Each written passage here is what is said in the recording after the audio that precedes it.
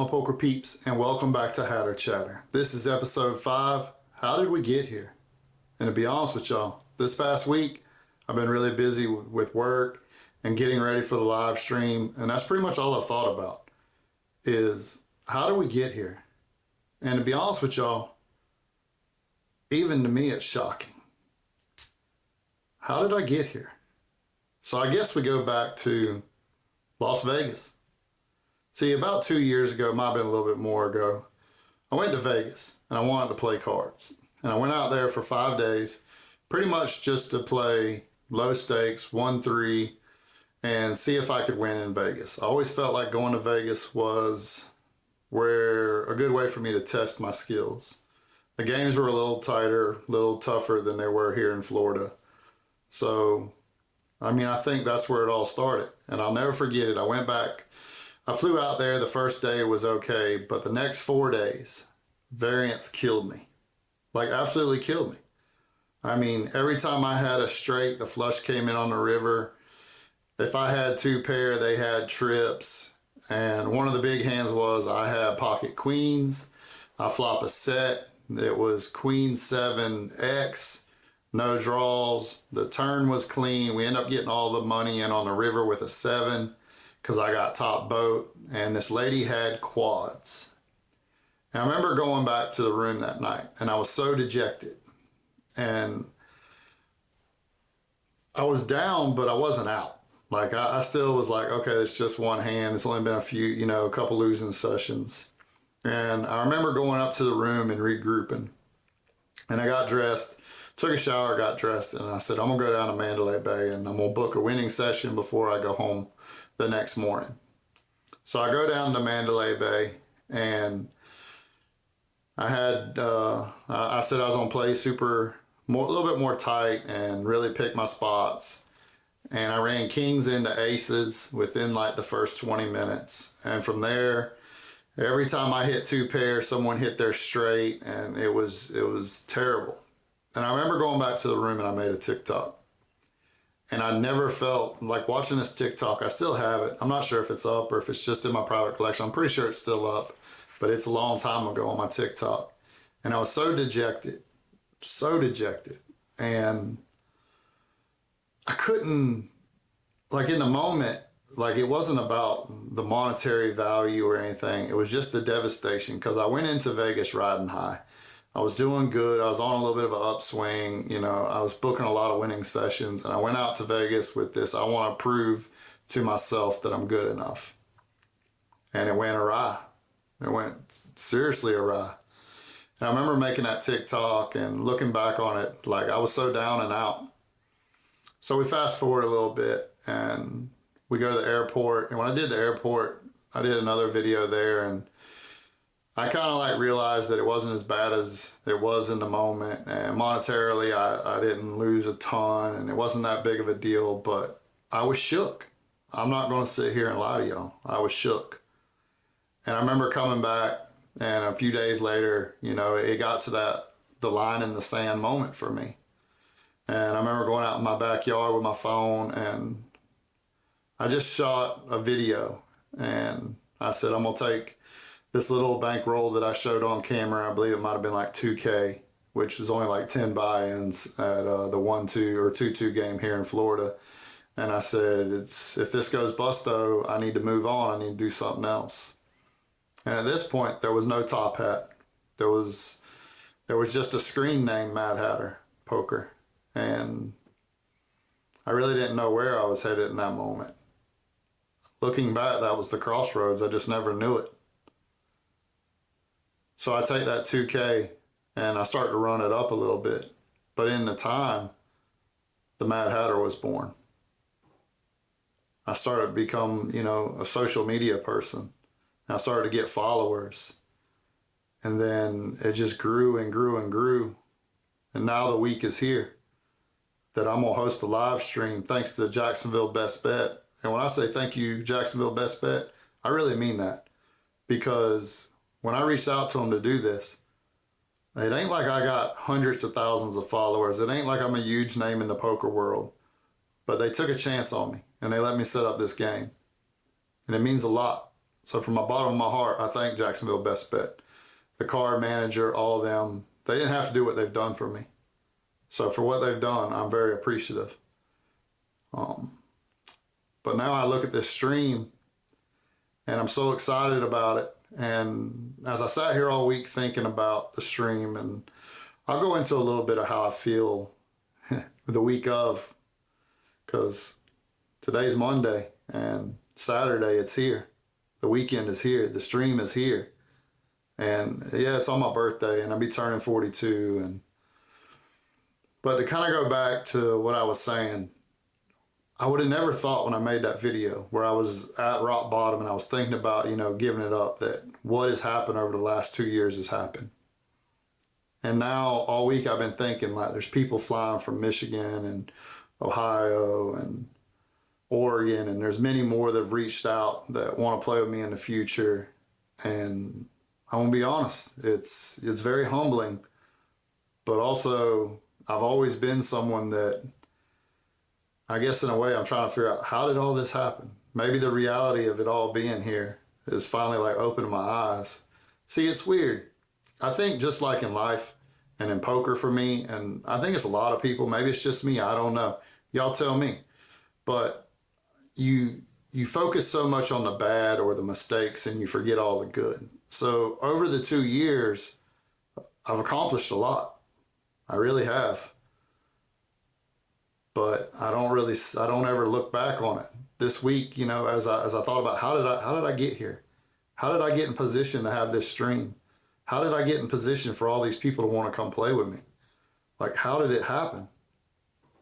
And because all I look back on is all the mistakes, things I wish I would have done different.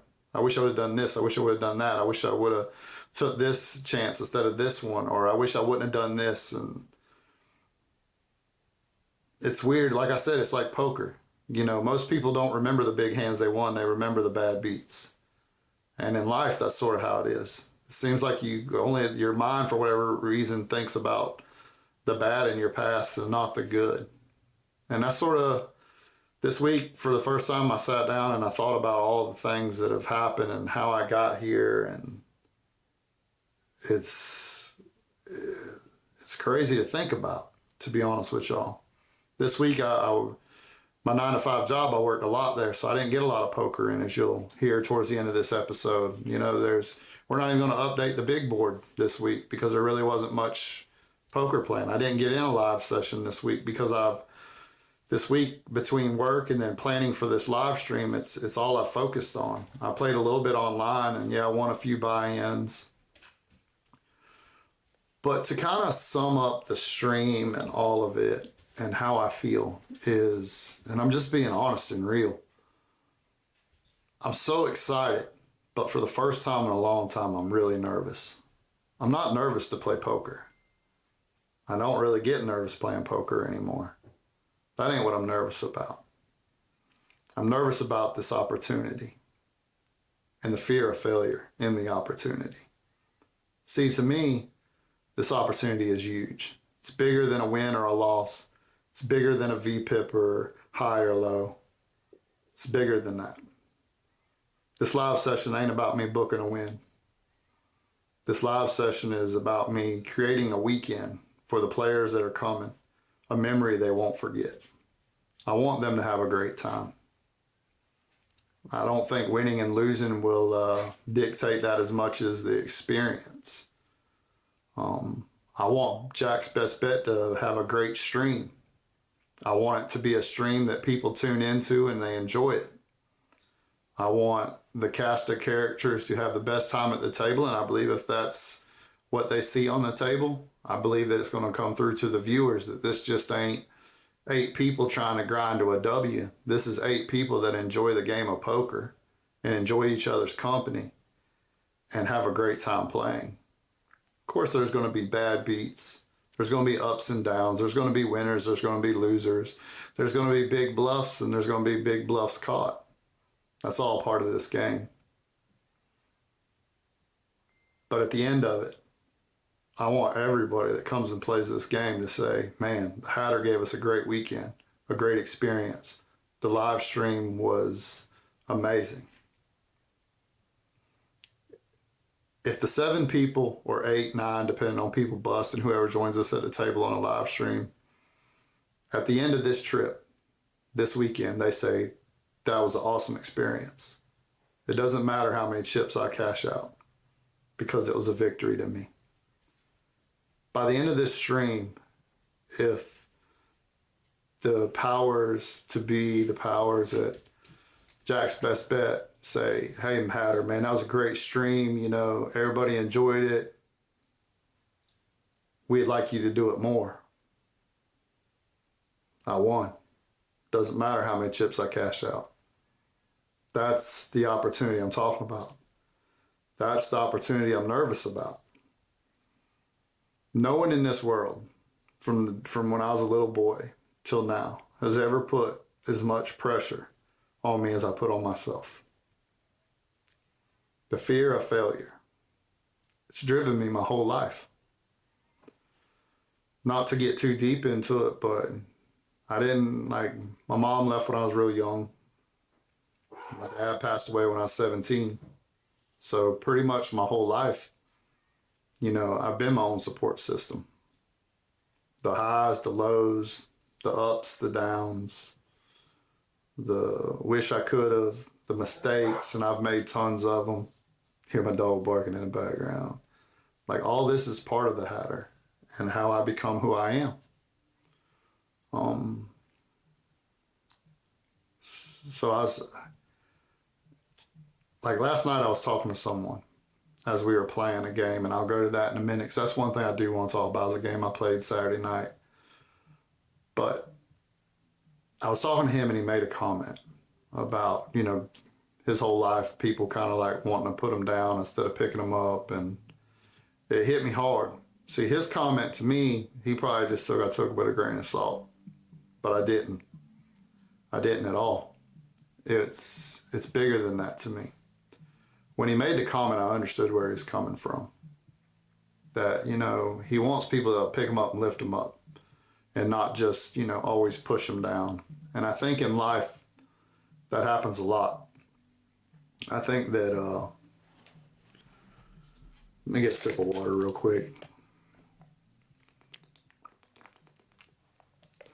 Whether it's weird. I mean, the key is to, in my opinion, is to, whether it's poker or life, is to surround yourself with good people that are going to have your back and pick you up whether you're succeeding or if you're not succeeding. And a lot of times, you know, you get one or the other, you don't get both. Some people don't like to see you succeed. They don't. They might act like they do, but they don't. Because when you reach your goals or you start to progress in their minds, they're like, they get like a sense of maybe jealousy, or they start to see the things that they ain't pushing hard enough and they ain't getting. So you have those, and then you have people that just love to see you down and out. They love to see you in misery. Misery loves company. It's a true statement. So trying to surround yourself with people that will be there to really be happy for you when you succeed, and also be there for you when you're down and out. When you make them mistakes, someone say, hey, they don't judge you. They just help pick you up. It's very important. And so I'm getting a little dry mouth here. Just it's, I know I'm babbling, definitely babbling. Like I said, I just have so much, like, just so much I'm trying to like comprehend, you know, and so much pressure I've put on myself. And I want this podcast to be real. And I want people to know like who I am, where I came from. And like I said, like, how did I get here? Like, it's amazing to me. Like, I'm no one special. I will say I've put in a lot of work to get here. And honestly, I should be working harder. I really should. I should be on the tables more. I should be editing more, even though I did edit some videos today, you know. But I'm like anyone else. You go to work, you get tired, but I can't, it's tough. Like, I can't be tired. I got to go get this thing. People are counting on me. People are counting on me. So to be honest with y'all, The reason I said all this is to say this. I'm excited about the stream. I'm over the moon about the stream. I'm over the moon about meeting everybody. But to be real, I am nervous. I'm nervous to let this opportunity fall between my fingers. I'm nervous that this opportunity won't work out like I want it to. And it's crazy because usually you would think most time when I go play, all I'm thinking about is a winning session. And this time I'm not even thinking about a winning session. I'm thinking about the bigger picture. Thinking about how did I get to this picture? Where do I go from here?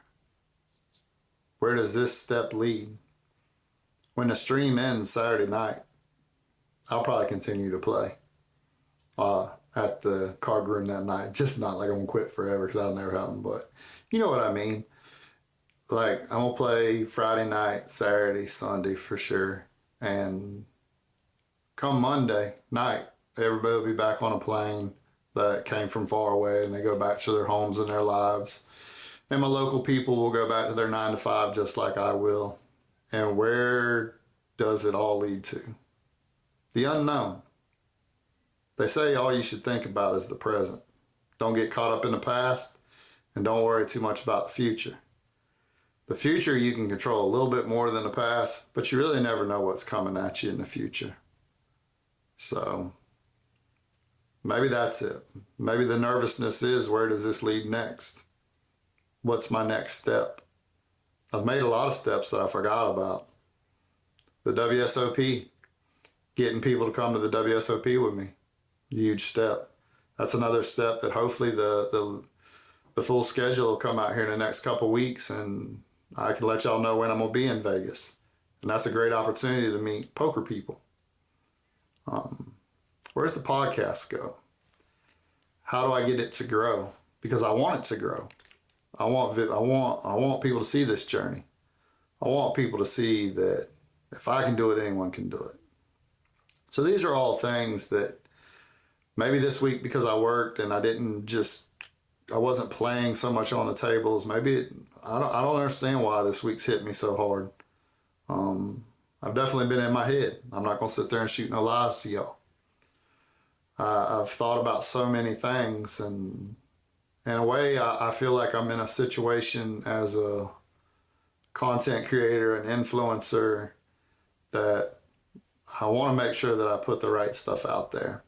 And like I said, no one's going to put as much pressure on me as I'm going to put on myself.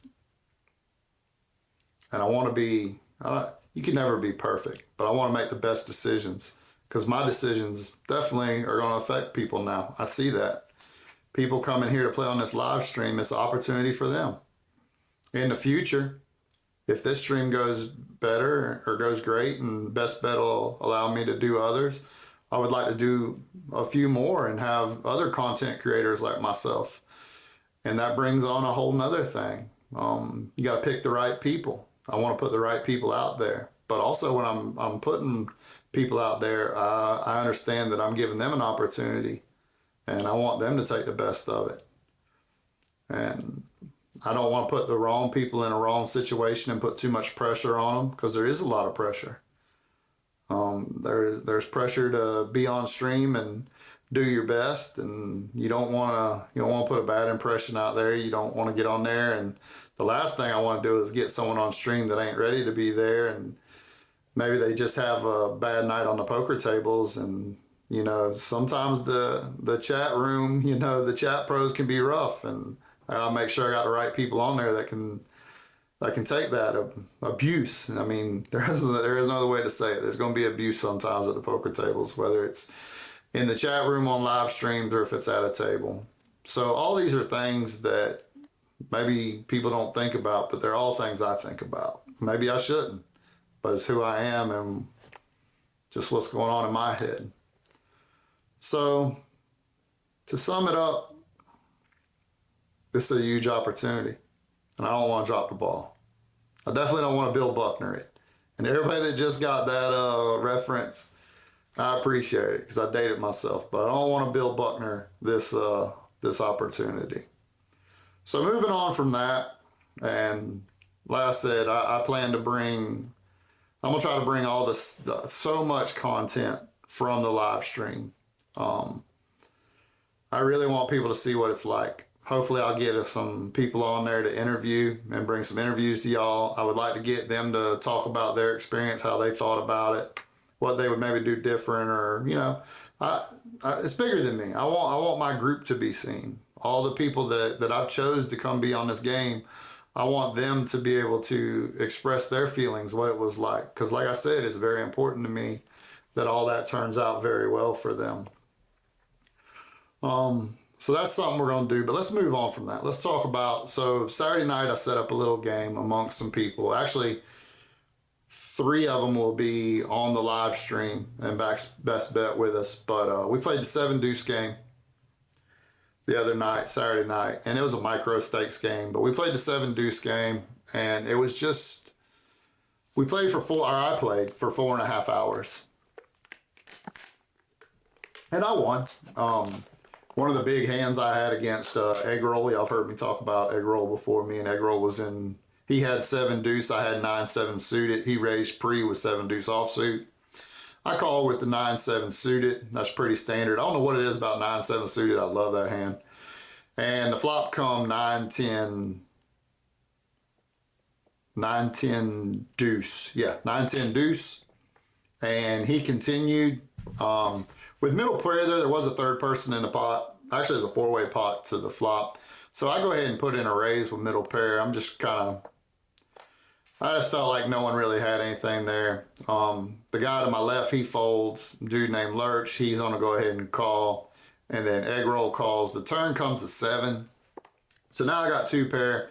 Lurch, who was in the big blind, he checks, and Egg Roll goes ahead and open jams for, I think it was like 150 to 160 big blinds. As soon as he does that, I'm almost positive he has deuce 7 in this spot. I mean, he could have jack 8, but he's never raising jack 8 pre-flop. So, I mean, it just makes sense that he either got the deuce 7 or he has the a set.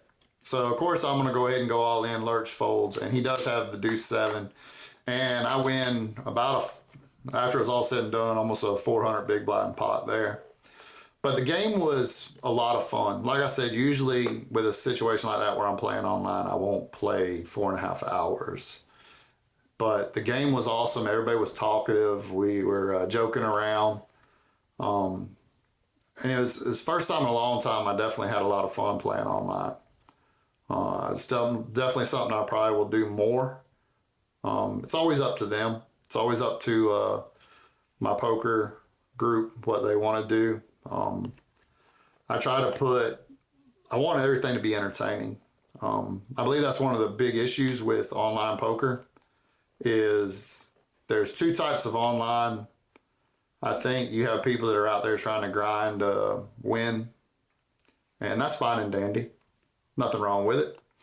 I used to do it. Nothing wrong with it. But there's also a lot of people that just want to go out there and play, and maybe there ain't a casino close to them or a local poker room. So they want to get online and they want to have the social aspect of it and talk and all that. And honestly, with the sites and apps and everything out there now, it's possible to do.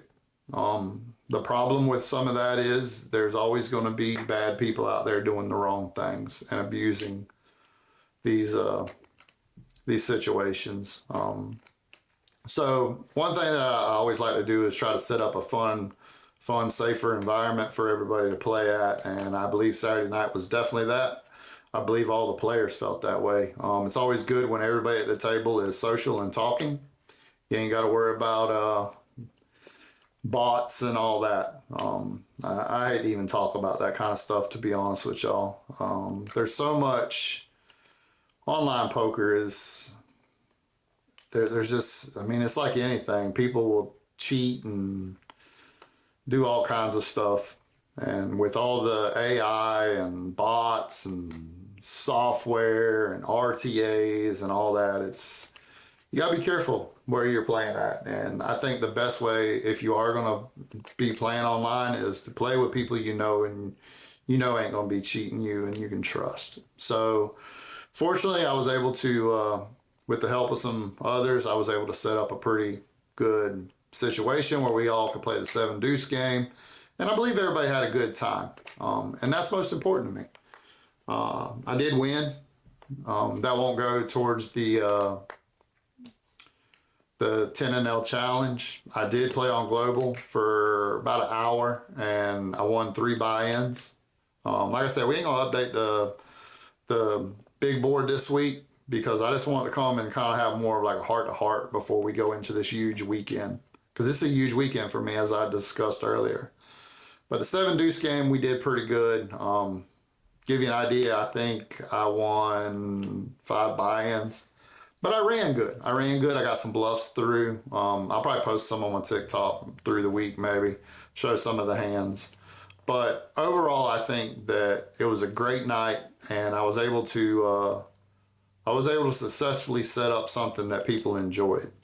It wasn't about winning or losing. It was more about just having a good time talking and giving everybody a good social environment and social outlet and had a good time. Hopefully, maybe I can figure out more ways to do that, especially with my poker group and all other people that find me, because I think that's very important. If you want to go out there and grind and just grind against, people that don't talk, God bless y'all. But for me, it's there's a reason I love live poker. It's because I get to go out there and talk and run my mouth and hear jokes and have a good time. So that was Saturday night. One of the other things I want to touch on before we wrap up this episode is the diet I've been on. One thing I will say, my whole life I've battled weight issues. When you battle weight issues, you at some point it's going to mess with your probably your self-esteem and stuff like that. For me, usually I use my weight. People really couldn't shoot at me about my weight too much because usually I was the first one to beat them to the joke. And I've always been a clown. I've always made people laugh. So I've always been kind of like the Chris Farley. God rest Chris Farley, one of the best comedians ever in my opinion. But I think sometimes when you're hurting, you love to make people laugh, and that's all part of, weight and stuff like that. Now, before we go any further, my weight issues my whole life has been my fault. I eat bad. I was a huge drinker back in the day, so, at the end of the day, it's on me. But, let's be honest, some people got fast metabolism. My metabolism is like a turtle with 2 back broke legs. It's as slow as can be.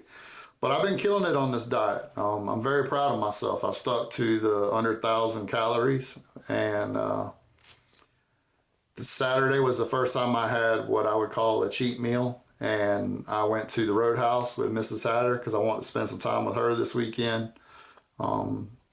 She's always going to come first in this situation with me. So we went over there, we did some shopping, went to Sam's and stuff. But I will say when I went to the Roadhouse, usually I would have got a 16-ounce steak. I got 8-ounce steak instead. And when I got done eating, I got a side salad and a seasoned rice. And I will say that I was full. It wasn't like I was before where I just keep on eating. But even when I got home, I felt a little guilty for breaking the diet I've been working so hard on. So I did go for almost, it was about over a 2-mile walk. It was like 2.25 mile walk. And I felt pretty good after that. I was actually going to walk Sunday, but we got some bad storms that come through off and on. And then, of course, something at the house went wrong. We've been fighting with the washer. So that's just life, y'all. So I'm really excited and proud of myself for sticking to the diet. Plenty of temptations have been put in front of me, and I've done well. So hopefully by WSOP, I can stay on this train. Sooner or later, I'll lighten up on the under 1,000 calories for sure. But I definitely want to continue to slim down and become a healthier hatter. Because, like I said, this live stream is just the first step of 2024, the year of the hatter, as I said in the very first debut episode. And Lord willing, the stream goes great, and it opens up many more doors for me. Every time a door opens, not only am I coming through the door, but I'm bringing great people with me. That's one thing I will say. It's weird. It seems like over the last 2 years, as I started to do stuff, I've picked up more and more great people. In the beginning, I got my Froggies, the Shoes, the Yuccos, and then the next wave of people was the Turkey and Suited Pairs. I had Pekka at the beginning. Shout out to my dude Pekka.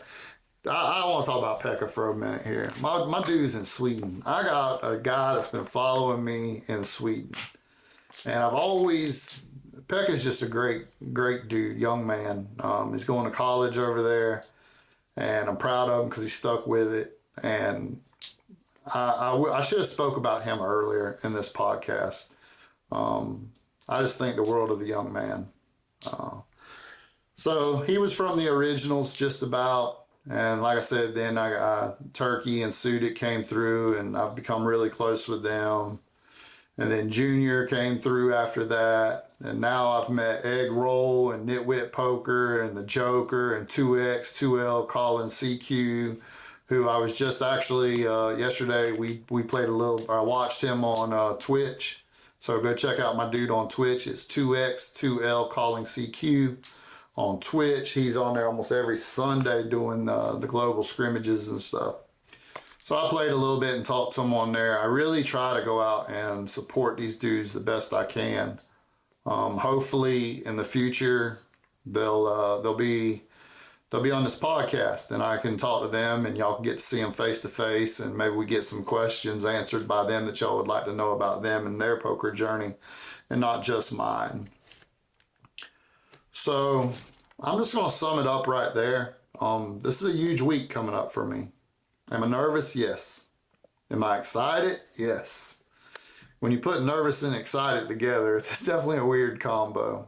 But y'all tune in next week and let's see how the live stream goes. And I promise you, check out the YouTube shorts. You can check me out on TikTok. There's going to be a lot of content. I've slowed down here the last week or so because of work, but this next week's going to be crazy, y'all.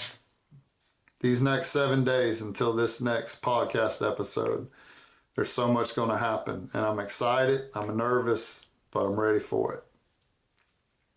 I hope everything I've said is, like I said, this one's different. There wasn't going to be no big board. There wasn't going to be a lot of poker talk, but I just want people to know, like, how I felt. Because I think that's important. All right, y'all. I'll see y'all next week, and hopefully when you see me next week, I'll be flying high. All right, y'all.